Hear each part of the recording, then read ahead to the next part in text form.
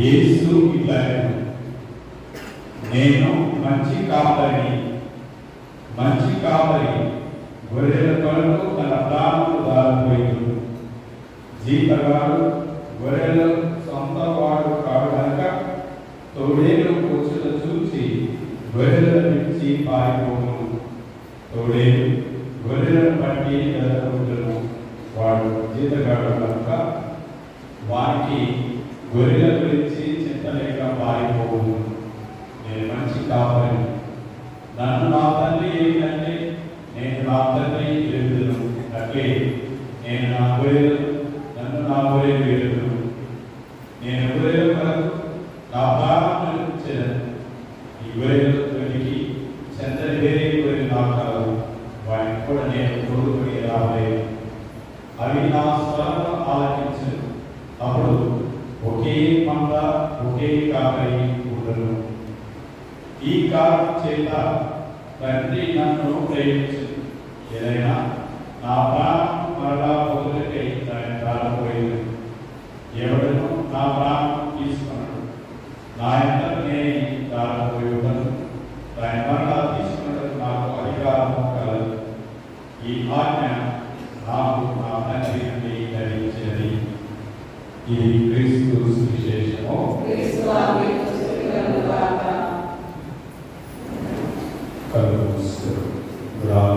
వాక్యాన్ని ధ్యానిస్తుందాం. వాక్యం ద్వారా దేవుడు మనం ఏమి మాట్లాడుతున్నాడు, వాక్యం ద్వారా దేవుడు మనతో ఏమి సెలవిస్తున్నాడో కళ్ళు వస్తుంది ప్రార్థన చేద్దాం.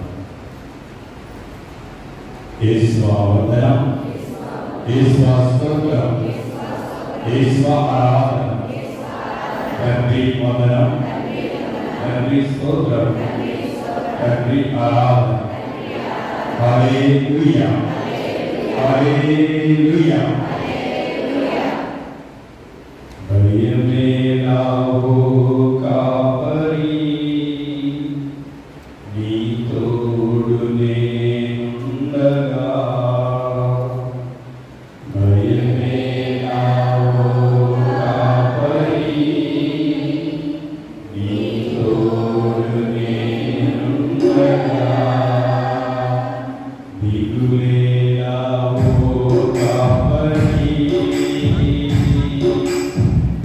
తోడు నేనుండగా.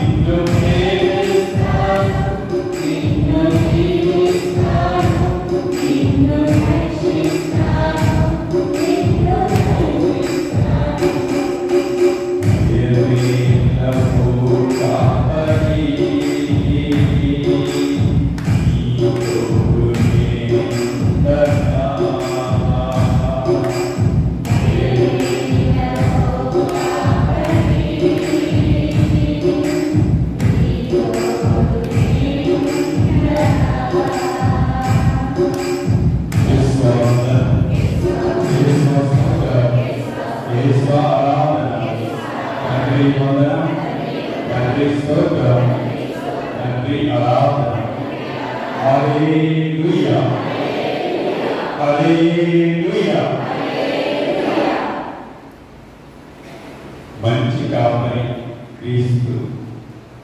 క్రీస్తునాథుడు ప్రియ సహోదరి సహోదర, నా తల్లిదండ్రులు స్వర్గస్థులు క్రీస్తు చేసిన కొరకటి బాలశౌరి కొరకటి సరోజన. మేము 7 సంతానం, 3 అబ్బాయిలు 4 అమ్మాయిలు. దేవుని కృప వల్ల అందరూ కూడా సంతోషంగా ఆనందంగా వారి వారి అంతస్తులను బట్టి సురక్షితంగా, ముఖ్యంగా మా తల్లిదండ్రుల యొక్క దీవెన వల్ల అందరూ సంతోషంగా ఉన్నారు.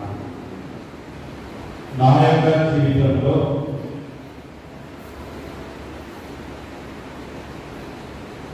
ముఖ్యంగా ఈ దైవ పిలుపు అనేది మా తండ్రి గారు స్వర్గస్థులు. వారు ఒక ఉపదేశిగా పాస్టర్ నందు పనిచేస్తూ ఉంటే కడపలో అక్కడ వొకేషన్ క్యాంప్ జరుగుతుంది. ఎంపీ ప్రకాశ్ విష్ణు గారు, అలాగే నూతనంగా అభిషేక్తులైన సగిలి ప్రకాశ్ బిషప్ గారు, ఇరువురు ఆ వొకేషన్ క్యాంప్ కండక్ట్ చేస్తున్నాను. సెలవులు కాబట్టి నేను కూడా ఆడుకుంటూ ఉన్నటువంటి ఫాదర్ కూడా వెళ్ళి వాళ్ళతో పాటు కూర్చోవాలి.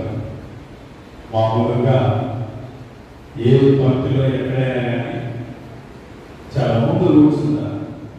మొదటి రోజు జరిగింది, 2వ రోజు ఆ రౌండ్లో పేరు పిలుస్తున్నారు, రౌండ్ చేస్తున్నారు. నా పేరు లేదు కాబట్టి ఫస్ట్ రోజు ఉన్నాను, అడిగాను ఈ పేరు చెప్పాను, రాస్తున్నాను. తర్వాత ఏం చదువుతున్నారు ఒకరిని అడిగారు, కొంతమంది సెలెక్ట్ చేసి మీ తర్వాత మీరు మాత్రం సెలెక్ట్ అయ్యారని చెప్పి పంపించారు. ఆ క్యాంపు తర్వాత ఆ వొకేషన్ క్యాంపులో నేను సెలెక్ట్ అయ్యాను. అది నాకు తెలియదు, మా నాన్నకు తెలియదు, మా తల్లిదండ్రులకు తెలియదు.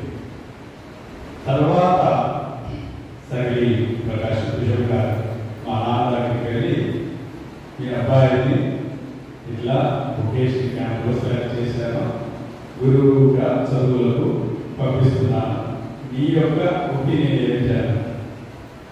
మా నాన్న ఉంది, మా అబ్బాయి అడిగారు. మా నాన్న మా గారికి వచ్చి నీకు ఇష్టమైన ఏం మాట్లాడలేదు, నేను వెళ్తాను. అదే అక్కడ జరిగిన సంఘటన. కానీ ఆ అనుగ్రహం అనేది, లేకపోతే దైవిష్టం అనేది దాదాపు నేను అది దేవుని పిలుపుగా భావించాను. ఎన్నిక చేయబడ్డాను, గురువు అయిన మొట్టమొదటి నా యొక్క ప్లేస్. అప్పుడే నాకంటే ముందున్న ఒక ఇతరులకు సభలకు చెందిన గురువు ఎస్డిఎం, ఆ గురువు యాక్సిడెంట్ వల్ల చనిపోయాడు. ఆ ప్లేసు ఖాళీ. అక్కడ వెళ్ళడానికి అందరూ భయపడుతున్నారు. ఆ గడియలో బిషప్ తండ్రి గారు అడిగారు, నీవు ఈ ప్లేస్ వెళ్ళాలి, వెళ్తావా? ఇష్టమే తండ్రి గారా, నీ ఇష్టమే. వెళ్ళాను. అక్కడ ఉన్న ప్రతి ఒక్కరు కూడా ఒకే ఒక సంవత్సరం కంటే ఎక్కువ లేదు, 3 నెలలు, 6 నెలలు, సంవత్సరం. ఇది వాళ్ళ నా ముందు ఉన్నవాళ్ళు, తర్వాత ఉన్నవాళ్ళు. 3 సంవత్సరాలు పూర్తి చేసిన తర్వాత మళ్ళీ బిషప్ గారే నేను వేరే దగ్గరికి బదిలీ చేస్తున్న వరకు కూడా నాకు లేదు. బిషప్ గారు చెప్పిన వరకు కూడా అక్కడ నేను మొట్టమొదటి నేర్చుకున్నాను తమిళ భాష. వాళ్ళు మాట్లాడుతుంటే వినాలి. నా పని ఏంటంటే తమిళ పుస్తకం, తెలుగు నుండి తెలుగుకు ఆ తమిళ అనువాదం. అది 30 రోజులు తమిళ నేర్చుకోవడం. ఎలా పుస్తకం తీసుకున్నా, గుడి ముందు కూర్చున్నా, ఒక పదం చదివేది, పిల్లలకి కూర్చుంటుకుని వాళ్ళకి చెప్పేది, అది రైతా కాదా, మళ్ళీ వాళ్ళకి తిరిగి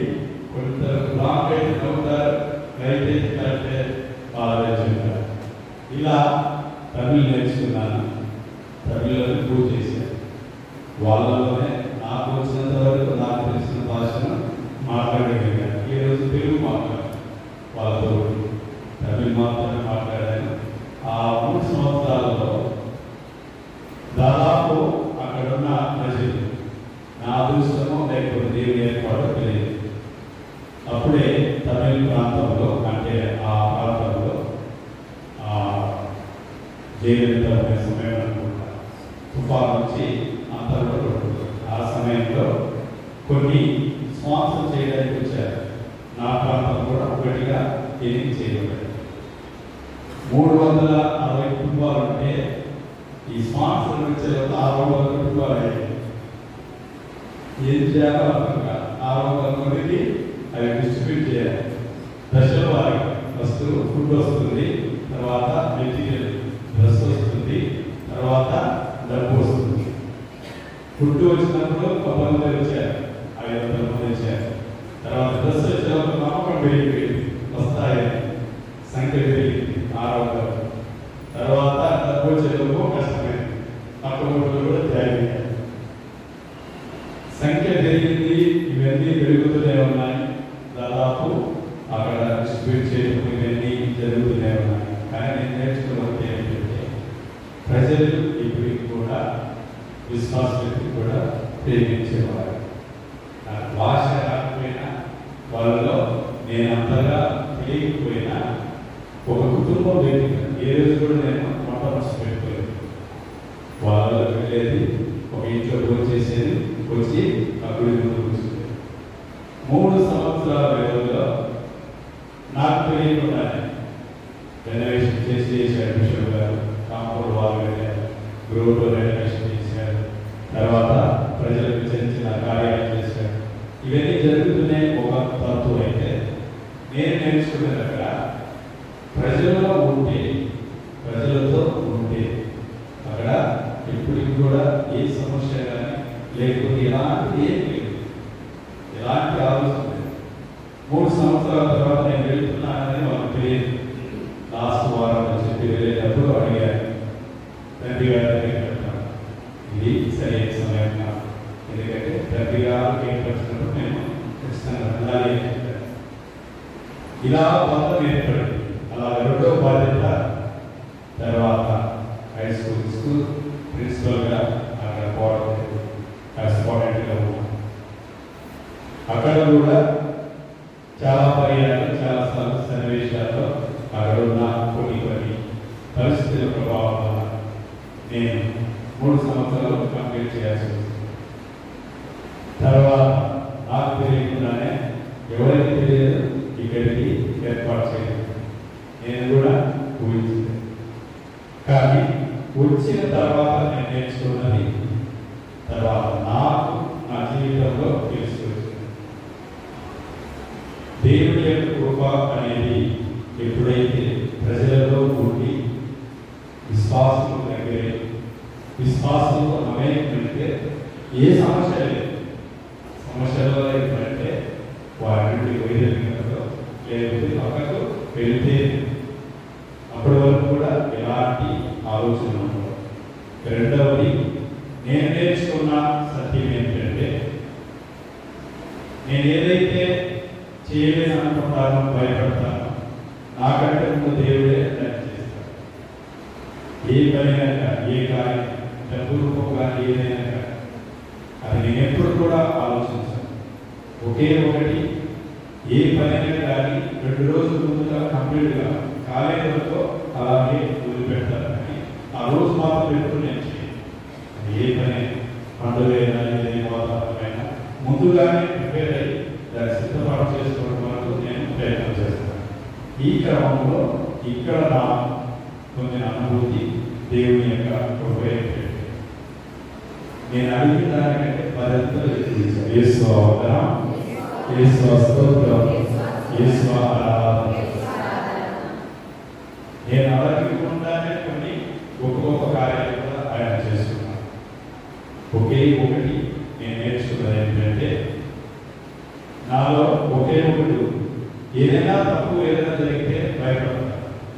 కానీ దేవుని పక్షాన దేవుని కార్యం అయితే అస్సలు కాంప్రమైజ్ కాదు. దేవుని కార్యం అయితే ఎప్పుడు కాంప్రమైజ్ కాదు. ఎంతవరకు ఎవరైనా దేనికైనా అది ఎందుకో అదైనా ఇస్తుంది. దేవుడే అనుగ్రహిస్తాడు. అది నేను కుప్పంలో ఉన్నప్పుడు కాంపౌండ్ వాల్ పరిధి అది ఎక్స్టెన్షన్ చేసినప్పుడు పూర్తిగా చర్చి సగం వర్క్ కట్ చేయాలి. రెండో పర్యాయం మళ్ళీ వాళ్ళు అడిగారు, మళ్ళీ ఒకసారి జ్ఞాపకం, మూడవసారి మళ్ళీ వచ్చారు జ్ఞాపకం, నాలుగోసారి నేనేం చేశానంటే నా ముందు నా వెనక పక్క సైడ్ వారికి ఉన్న ఏవైతే పత్రాలు ఉంటాయో దాని ప్రకారం కలిసి నాలుగు పడుతుందో దాన్ని చేయడం. ఆ సమయంలో చాలా వరకు కూడా చాలా భయాన్ని ఆపదు. ఎందుకంటే అక్కడ ఉన్న మేస్త్రి దాని కాంట్రాక్టర్ కూడా ఉంటాడు. దురుసుగా వచ్చి నా మీద చేసుకుపోయాడు. నేను కొద్దిగా యమనస్తుంది కాబట్టి నేను అతన్ని చేసుకున్నాను. అది పెద్దదైపోయింది. అక్కడ జరిగిన సంఘటన ఏంటంటే ఆయన 400 మంది వర్కర్స్ ఉన్నారు. అన్ని పని చేస్తున్నారు. ఆయన సాయంత్రం కూడా వాళ్ళు కూర్చుంటారు, బయటికి రావాలి. సాయంత్రం అయితే మన పొద్దునే అమలు చేస్తున్నారు, అక్కడే ఉన్నారు. దాదాపు 7 రోజులు. ఈ 7 రోజుల వరకు నేను పూజలకు వెళ్తున్నా వస్తున్నా, క్యాంపులకు వెళ్తున్నా వస్తున్నా. కానీ ఎవరు ఏం మాట్లాడారు నా దగ్గర వచ్చాను. బయట వాళ్ళు తాగడం, రావడం, తాగడం, వెళ్ళడం. 7 రోజుల తర్వాత అక్కడ ఉన్న ఆ టీఏ ఆయన వచ్చి ఆయన పరిష్కారం చేసి ఇది కలదు. ఆయన గురువులు వారి మేరకు నీకు చెప్పారు, అంతవరకు చేయాలని వారిని సంబంధించారు.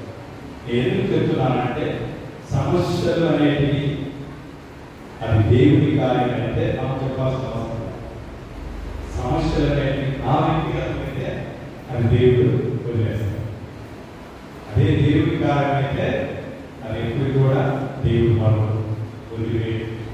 నేను నా స్వతహాగా లేకపోతే నా ఆలోచన వల్ల నా క్రియ వల్ల చేసిన సుకృతం అయితే దాన్ని నేను భరించాల్సి వస్తుంది. ఇది ఒకటి నేర్చుకున్నాను క్రీస్తులో ప్రియ సహోదరి సహోదర. అందుకే ఎన్నిక చేసినా లేకపోతే ఎన్నుకున్నా ఆ మంచి కాపరి ఎప్పుడు కూడా తన బిడ్డలను మరొకడు.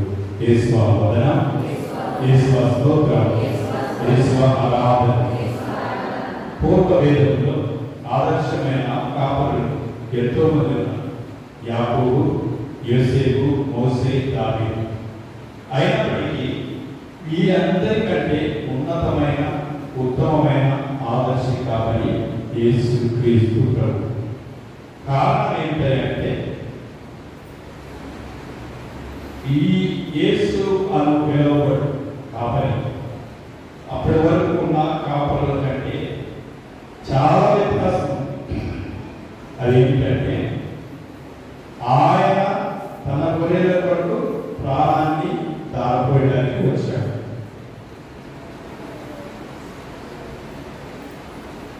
కానీ ఆ కాపులు కానీ మిగతా వారు కానీ ఏ ఒక్కరు ఈ కార్యాన్ని కానీ ఇలా చేసిన వారు లేరు. అందుకే యేసు అక్కడ ఉన్న నాయకులు ఈ యొక్క వ్యత్యాసం అనేది ఏర్పడింది. అందుకే కాపరి అయిన నేపథ్య క్రీస్తుని ఎంతో మంది అనుసరించడానికి ముందుకు వచ్చారు. యేసు తన గొర్రెల మధ్య ఉన్న బంధం ఎలాంటిదంటే తండ్రికి యేసుకున్న బంధంతో పోలుస్తున్నాం. ఒక మాట చెప్తాను, తండ్రి నన్ను ఎరిగినట్లే నేను తండ్రిని ఎరుగుతుంది. నేను నా గొర్రెలు ఎరిగినట్లే గొర్రెలు నన్ను ఎరుగును. ఇది మన తెలుగు భాషలో ఎరుగుట అనేది చాలా లోతైన భావం ఏంటి. కానీ ఇదే గ్రీకు భాషలో అయితే కేవలం పైపైన తెలుసుకోవడం మాత్రమే కాదు, అవగాహన మాత్రమే కాదు, అంతకంటే ఎక్కువ సన్నిహితమైన అన్యోన్య బంధువులు, అంటే లోతైన భావం, లోతైన అనుభూతి. అతన్ని నేను తెలుసుకున్నాను, పరిపూర్ణంగా అతనంటే నాకు తెలుసు అనే భావన. అందుకే ఇక్కడ 2 విషయాలు మనం గమనించాం.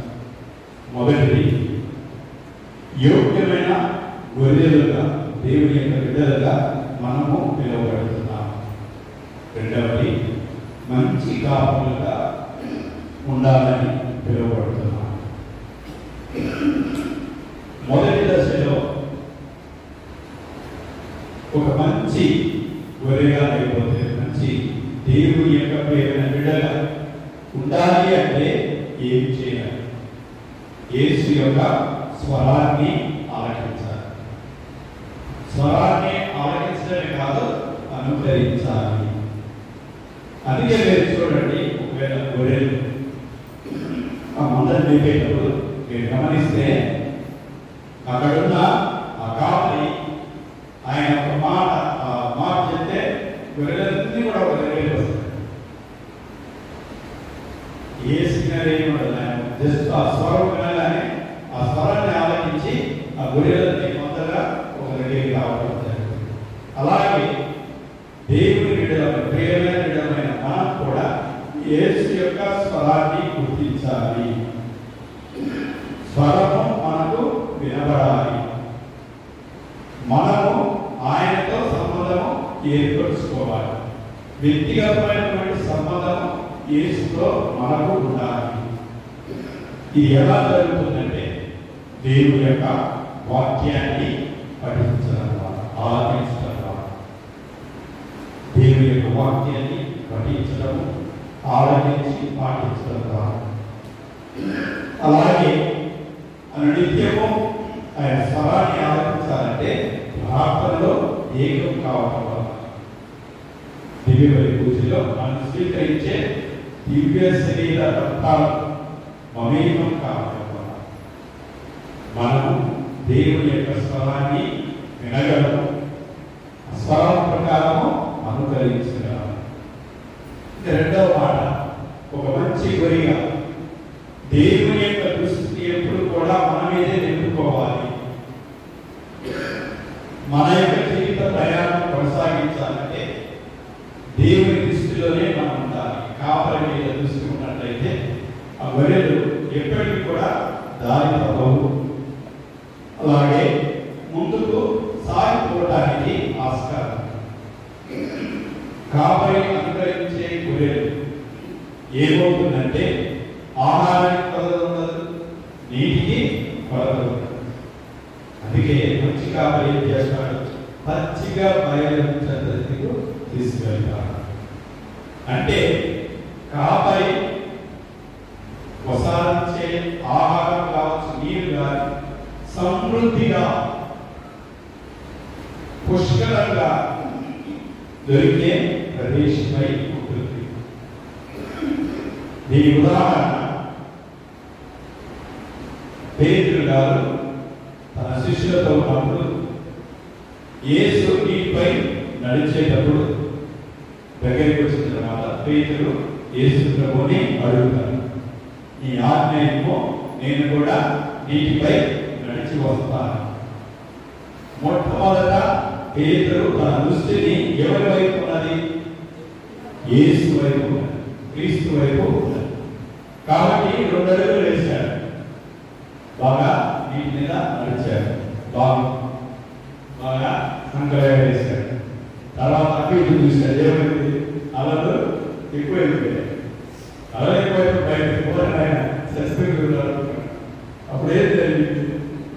లోపలికి కుంగిపోతున్నాడు. అంటే మన దృష్టిని ఎప్పుడైతే దేవుడి నుండి వేరు చేస్తా, దేవుడి నుండి వేరవుతామో, ఇహలోకమైన అలజడులుగా, కష్టాలుగా, బాధలుగా, భయానికి కానీ ఉండిపోతే మనము కృషించిపోతాం, నాశనం అవుతాం.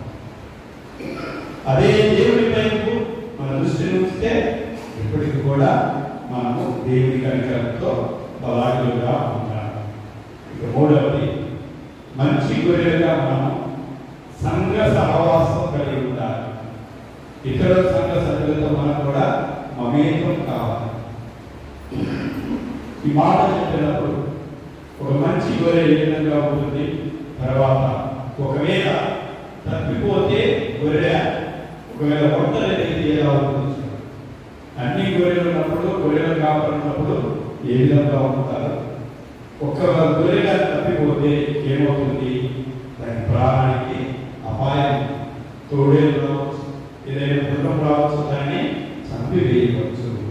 అలాగే మనం కూడా మమేకం కావాలి, లేకపోతే ఏకం కావాలి. మన కోసం ప్రార్థన చేసేవారు ఎందరో ఉన్నారు, మనతో పాటు నిలబడేవారు కొందరైనా ఉంటారు, మనకు సహాయం చేయించేవారు కొందరైనా ఉంటారు. కాబట్టి ఏకం కావాలి. చాలా పర్యాయం కుటుంబంలో ఎదురయ్యే సమస్య, తల్లి మాదిరి తండ్రి మాదిరి, లేకపోతే నీ కుటుంబంలో ఉన్నట్టు అత్తవారింటి ఉండాలని వాసిస్తాం. ఇక్కడికి వచ్చిన తర్వాత ఇది చిన్న అభిమానం అవుతుంది. అప్పుడు ఏం చేస్తారంటే, నా దేవుడు లేరు, ఒకే దాన్ని, నా దేవుడు సహాయం లేరు, ఒకటే, నేను ఒంటరిగానే ఉన్నా. అక్కడ విషయం తెలుసుకోవాల్సింది ఏంటంటే, నీ కుటుంబంలో నీవు తండ్రిని కానీ, తల్లిని కానీ, అక్కని కానీ, చెల్లెని కానీ ఎందుకు దగ్గర అవుతావు? ఎందుకు వారితో మమేకమై ఉంటావు, ఏకమై ఉంటావు? ఎందుకంటే నువ్వేం చేసినా ఒప్పుకుంటావు. ఫస్ట్ నువ్వు ఎట్లా ఉన్నా కానీ వారు అంగీకరిస్తారు. సెకండ్, నువ్వేం చేయడానికి కానీ అవకాశం ఉంది. ఇక్కడ ఈ మూడు ఆస్కారం లేదు. అదే ప్రాబ్లం. నీకు ఏం చేయడానికి ఆస్కారం ఉండదు, నువ్వు ఎలాగే ఉండడానికి ఆస్కారం లేదు, నువ్వు ఏం చేసినా వాళ్ళు సరే అని చెప్పడానికి ఆస్కారం. అందుకే ప్రాబ్లం ఎదురవుతాయి. కానీ ముఖ్యంగా గమనించాలి, సమస్యలు ఎప్పుడు ఎదురవుతుందో, సమస్యలు ఎప్పుడు వెంటాడుతుందంటే, ఏ కుటుంబంలో అయితే ఆ వ్యక్తి ఒంటరి అవుతాడు, భర్త కావచ్చు, భార్య కావచ్చు, పిల్లలు కావచ్చు, కుటుంబం నుంచి ఒంటరిగా చేపడతారు.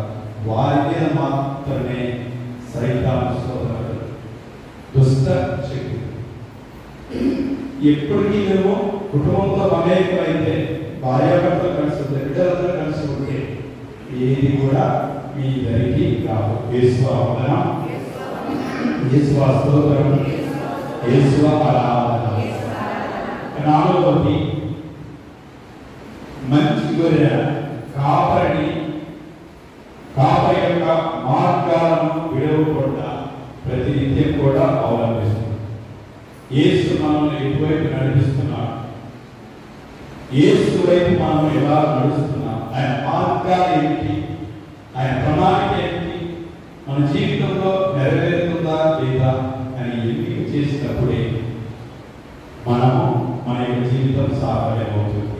అలా లేకపోతే మన ఇష్టానుసారం, లేకపోతే మన జీవితాలను ఎలా అంటే అలా జీవించాలనుకున్నప్పుడు వినాశనానికి తావుంది.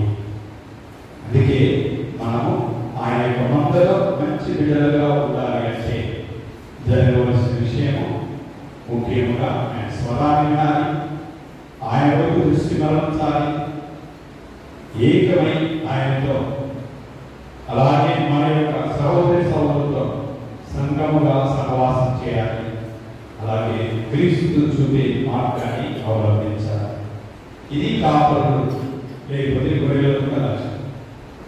నీవు ఎన్నిక చేయబడిన, లేకపోతే నీకు అప్పగించిన పని ఒక మంచి కాపరిగా ఎలా ఉండగలవు? మొదటి పేతురు రాసిన పత్రిక 5వ అధ్యాయం. మొదటి పేతురు రాసిన పత్రిక 5వ అధ్యాయం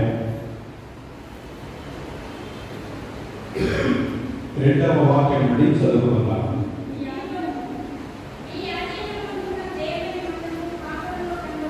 మీ ఆధీనమున్న దేవుని మందకు కాపరులు కండు, అయిష్టముతో కాక దేవుని చిత్తము అనుకొని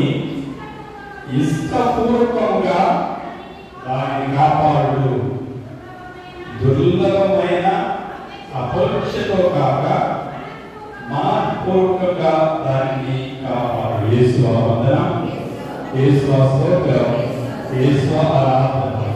తండ్రి వందనం, తండ్రి స్తోత్రం, తండ్రి ఆరాధన.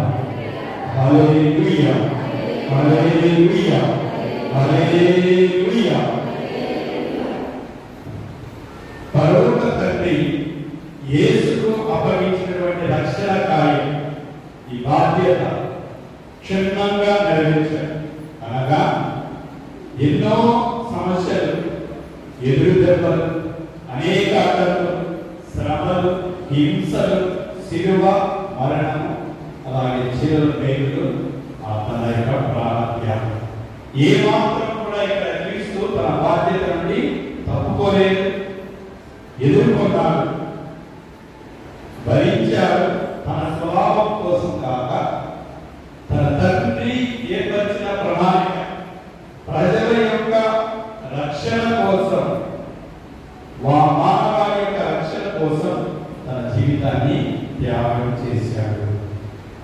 సంఘంలో పలు బాధ్యతలు ఉంటున్నాయి. కుటుంబంలో ముఖ్యంగా తల్లి యొక్క స్థానం, తండ్రి యొక్క స్థానం. తల్లిదండ్రులుగా మీరు నెరవేర్చవలసిన బాధ్యత. ఈనాడు ఆ వాక్యాన్ని చదివి, మీ ఆధీనంలో ఉన్న, మీకు వసకబడిన ఆ బిడ్డలు అయిష్టంతో కాక దేవుని చిత్తం అనుకొని ఇష్టపూర్వకంగా మీరు కాపాడండి. మీకు ప్రసాదించిన బిడ్డలను పెంపకంలో కావచ్చు, వారిని సరైన మార్గంలో ఉంచే పద్ధతులు కావచ్చు. ఇది దేవుని యొక్క చిత్తము, దేవుని యొక్క ప్రణాళిక. దేవుడు నాకు బిడ్డలను ప్రసాదించాడు. ఇష్టపూర్వకంగా, అయిష్టంతో కాక ఇష్టపూర్వకంగా మీరు ఆ బిడ్డలను కాపాడాలి. మీ బాధ్యత, మీ ధర్మం. అలాగే ఉపాధ్యాయులు, విద్యార్థులు, ఎవరైతే ఉపాధ్యాయ వృత్తిలో ఉన్నారో, మీకు వసకబడిన విద్యార్థులు, అది 30 మంది కావచ్చు, 60 మంది కావచ్చు, సంఖ్య 20 మంది కావచ్చు. కానీ ఈ 20 మంది, 30 మంది, 60 మందిలో ఈ బాధ్యత ప్రతి ఒక్క బిడ్డను తన మనస్సు, తన యొక్క ఆలోచన, తన యొక్క జ్ఞానాన్ని తెలుసుకో.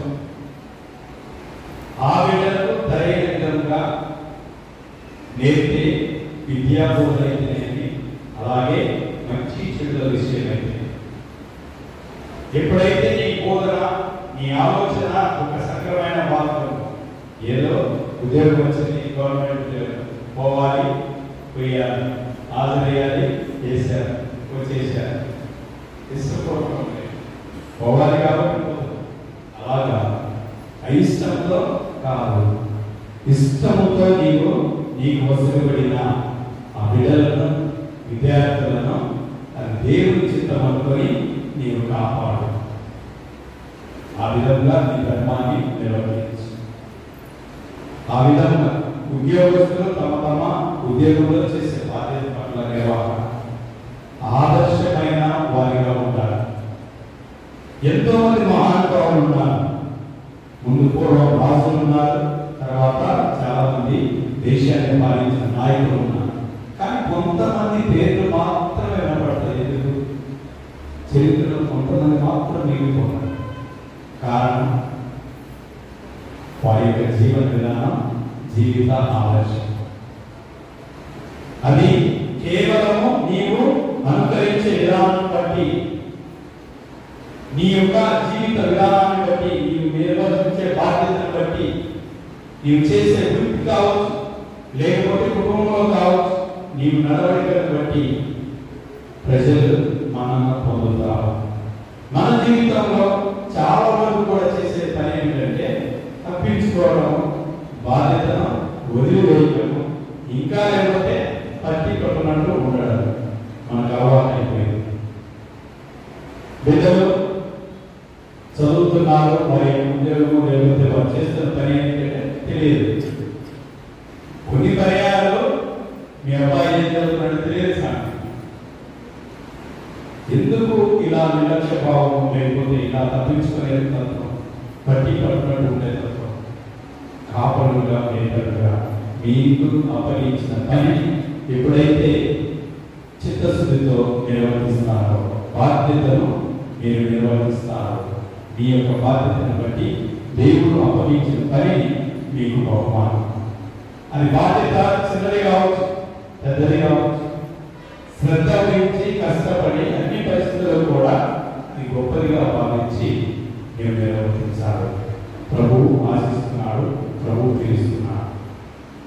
ఈ నేపథ్యంలో గొప్పదనం కోసం కానీ, అధికారం కోసం కానీ, పరిస్థితుల కోసం కానీ పాకులాడే తత్వం కాకూడదు. జీవం గల దేవుని చేతకు వారిని ఏ విధంగా నడిపిస్తారు? మంచి బిడ్డలుగా, క్రమశిక్షణ కలిగిన బిడ్డలు, లేకపోతే ఈ బిడ్డలు చాలా మంచి వారనే ఏ కుటుంబము, తల్లిదండ్రులు, ఇతరులు చెప్పగలరు.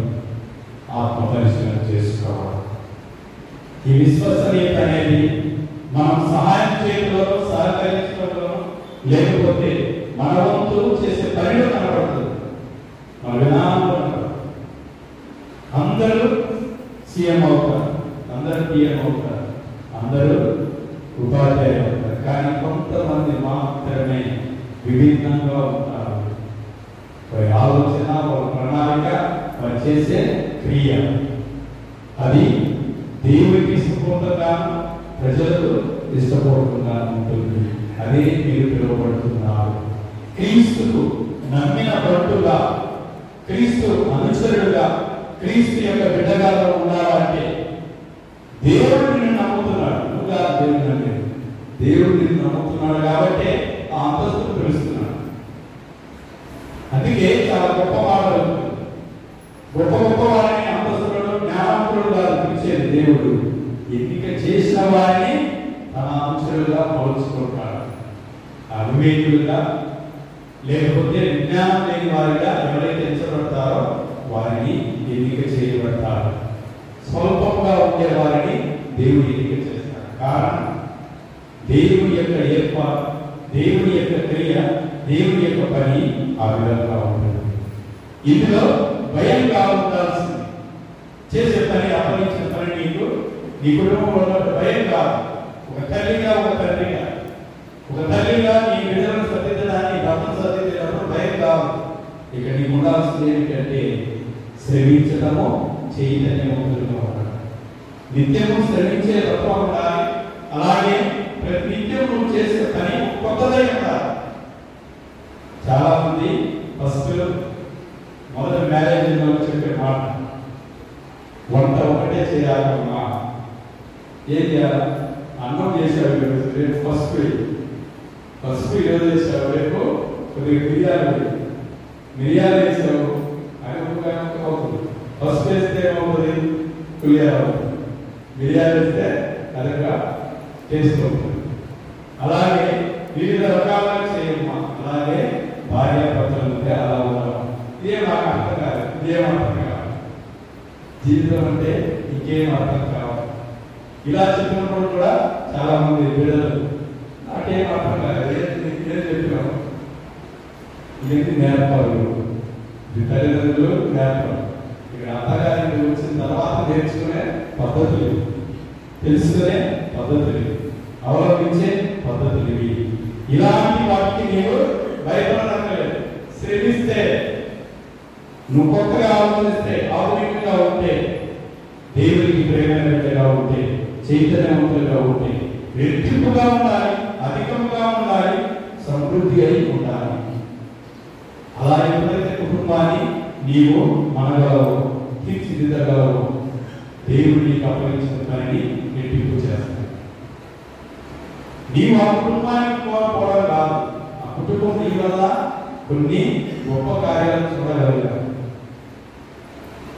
ఏ కుటుంబంకి అయితే వెళ్తావు, ఏ కుటుంబం అయితే నేను జీవిస్తున్నావు, అది దేవుడికి ఇచ్చే భాగం.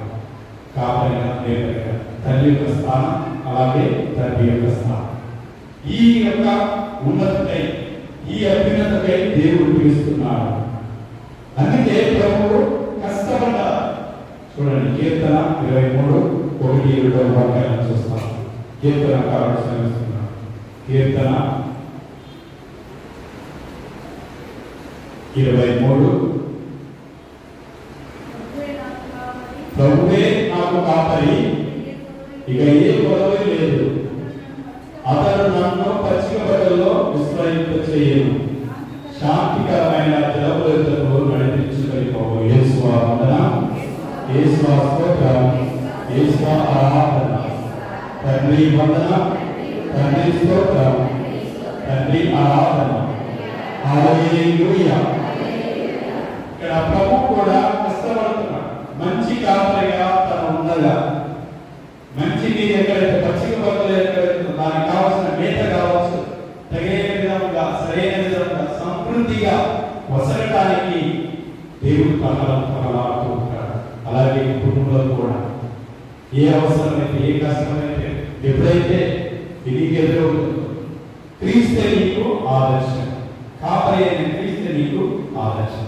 ఆ కాపరి లెక్క నీవు కూడా జీవించు. ఆ కాపరి లెక్క నీవు నీకు జీవితాన్ని మలుచు. ఆ కాపరి ఏ విధంగా ఏ కొరత లేకుండా, ఏ అవసరంలో ఉన్నా, ఎలాంటి పరిస్థితుల్లో ఉన్నా, ఏ స్థితిలో ఉన్నా, ఏ విధముగా వాటికి సమృద్ధిగా వసగాలి, సమృద్ధిగా ఇవ్వాలి, అధికంగా రెట్టింపుగా చేయాలి అనేది తను కష్టపడి తన యొక్క బిడ్డల కోసం ప్రయాసపడుతున్నాడు. ఇష్టంతో నీకు ఈ యొక్క విధులు, అయిష్టంతో కాదు. నీకు ఏర్పాటు చేసిన క్రియ ఏదైతే ఉందో చిత్తశుద్ధితో చేసేటప్పుడు మనపూర్వకంగా నీవు ఇదిగో నీ ఆధీనంతోడైన వారిని ఇష్టముతో నీవు ఇష్టపూర్వకంగా కాపాడు. నీ ఆధీనం ఉన్న వారిపై కేవలం అధికారం కానీ లేకపోతే దుర్వినియోగం కానీ కాదు. మీరు ఎన్నటికీ ఇదిగో దేవుడు వస్తే ప్రధాన కాపరి క్రీస్తు అనుకరిస్తే మీ జీవితంలో ఎన్నటికీ కూడా మీరు క్షీణింపరు. ఆ మహిమాన్వితమైన కిరీటాన్ని మీరు పొందుతారు. ఎందుకంటే కాపరి పేదలైన క్రీస్తు మీరు అనుకరిస్తే మీ యొక్క జీవితాలు సుఫలమవుతాయి. ఫలితాన్ని దురాశ కానీ ఈ నిర్వహణలో మీ యొక్క ఆలోచనలు అయిష్టంగా ఉండకూడదు.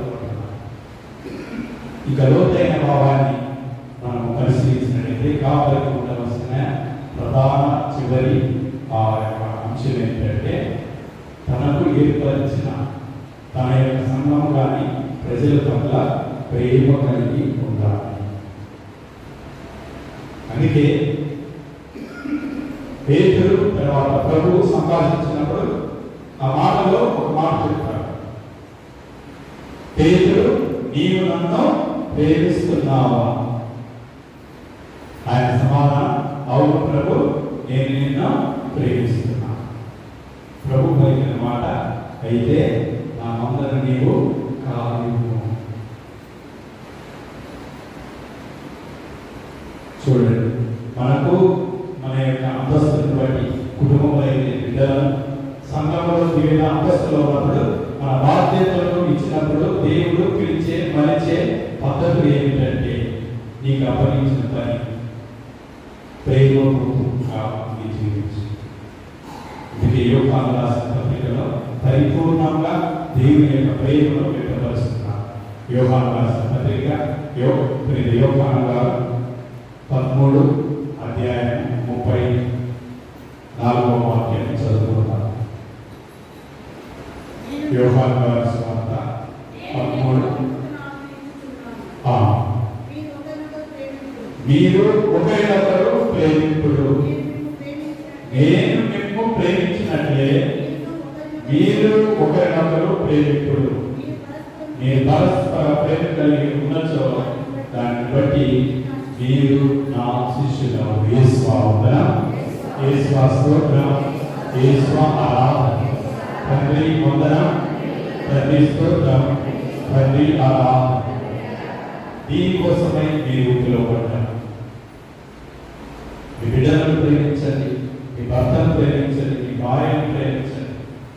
ఎప్పుడైతే అలా అనగలరో, అలా ఉండగలరో, ప్రేమ సమస్తాన్ని భరిస్తుంది, సమస్తాన్ని తెలుస్తుంది. ఆ ప్రేమ ఏ ఆలోచన ఫైనాన్స్ నువ్వు వేరే ఏదైనా పొరపాటు చేసినా దాని మీద లెక్కింపడు. సర్వము ప్రేమలో నీకు లోనవుతుంది. అదే ప్రభు ఆహ్వానిస్తున్నా. ఇంకొక మాట, ఒక మంచి కాపరులుగా మీరు మీ కుటుంబ బాధ్యత నెరవేర్చినప్పుడు ఓర్పు ఉన్నారు. ఈ గడియల్లో చాలా మంది ప్రతిదానికి కూడా కోపం.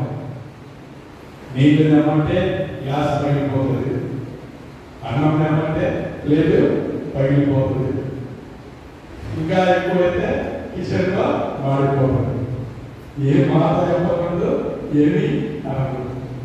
పెద్దదానికి కోపం, పెద్దదానికి చిరాకు. ఓర్పు కూడా నీకు ఉండాలి. ఓర్పు అనేది కుటుంబంలో భర్తకు ఉండాలి, భార్య ఒకరే కాదు. కేవలం భార్య మాత్రమే ఓర్పు ఉండాలి, భర్తకు ఉండాలి, భార్య. అలాగే బిడ్డలు కూడా అర్థం చేసుకోవాలి. వాళ్ళ తల్లిదండ్రుల యొక్క ఓర్పును సహనాన్ని కూడా అర్థం చేసుకోవాలి. అందుకే పరిపూర్ణంగా దేవుడిచ్చే ఎన్నిక చేయబడిన నీ కుటుంబం, నీ బిడ్డలు, అలాగే విద్యార్థి సంఘంలో నేను చేసే పనిలో పరిపూర్ణంగా దేవుడి సహకారం పితా పుత్ర పవిత్ర